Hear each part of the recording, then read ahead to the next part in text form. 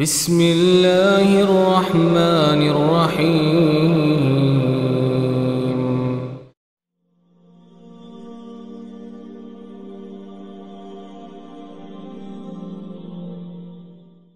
نبی علیہ السلام کے معراج کے سفر کو پڑھی، حضور معراج پہ تشریف لے گئے۔ ما زاغ البصر وما طغى، اللہ فرماتا ہے مجال ہے میرا نبی ادھر ادھر جھانکے۔ یہاں سے سفر شروع ہوا، 3500 سال کا سفر ہے، 7ویں آسمان تک اتنا سفر، اور علاقہ ایسا جب پہلے دیکھا ہوا نہیں ہے، دوسرا پورا جہان ہے۔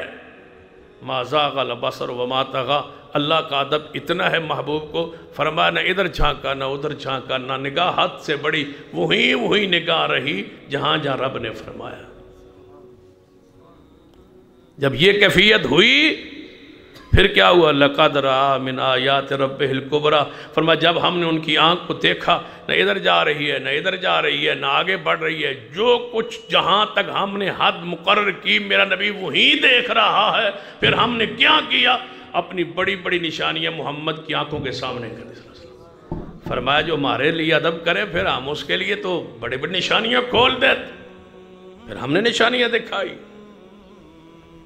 پھر نبی علیہ السلام نے کیا دیکھا معراج میں، وہ تو ایک لمبی تفصیل ہے، لیکن یہ سارا صلہ ادب الہی کا ہے۔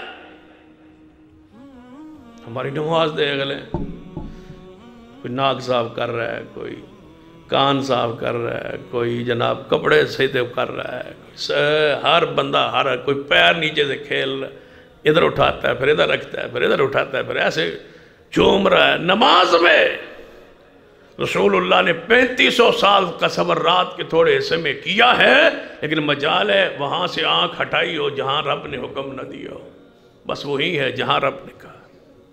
تب نشانیاں دیکھتے ہیں، تب لذت آتی ہے، تب سکون آتا ہے، جب اللہ کی حکم سے آگے پیچھے نہ ہو۔